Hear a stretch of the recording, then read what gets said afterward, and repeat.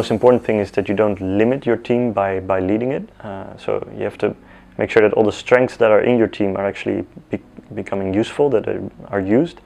And a large part of that is actually getting to know each other and also allowing the time and experimenting for people to discover what they're good at and to feel motivated in that. Really knowing your team inside and out, their working styles, how they prefer to be approached about something, how is the best way to approach them, what they don't like about other people and their working styles, what they do like in other people and how they work.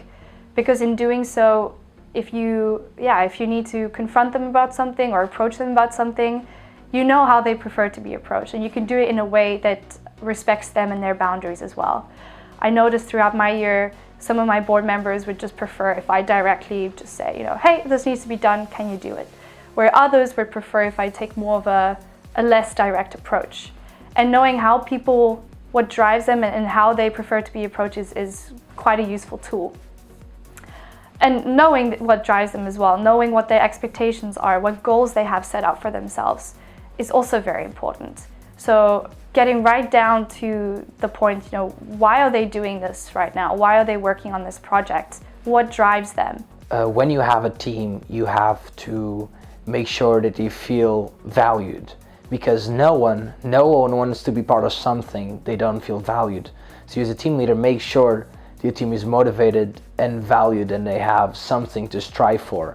Because let's imagine that you as a person, if you don't think you're gonna achieve something or you don't think that what you're doing is valuable, you rather just watch some Netflix, watch some anime and not do anything. And then think about that from the point of your team. When you were young, when your parents were always yelling at you saying, I know best, I know best, I know best, did you feel like you could be better?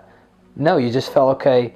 You just felt undermined, non-listened. You felt like your input didn't have a value. And that's the same thing that applies for our team. Make sure that everyone feels value. Everyone feels a point, and be quick, assertive, and also proactive.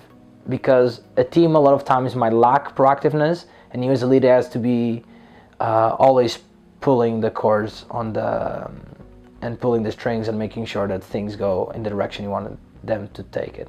Clarity. Personally, I am very focused on goal setting. If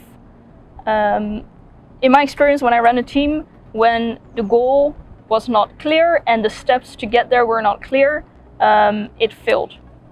And I think getting that shared understanding of what you're working on, what you're working towards, is most important when leading a team. Because miscommunication will, in my opinion, most of the time lead to failure. Honesty, I'd say. So, as we're quite a small team, you can't really hide much, which is a good thing, but also, something that you have to be aware of. So we always try to be super open with everyone we're working about in terms of what do we expect from them, what can they expect from us, where do we want to head towards together, and that can be broad things like, what are your goals for the next 12 months, but it can also be things like salary, just being very open about what you're going to pay students if you're paying them, being open with associations about what you can mean for them and what you can't mean for them.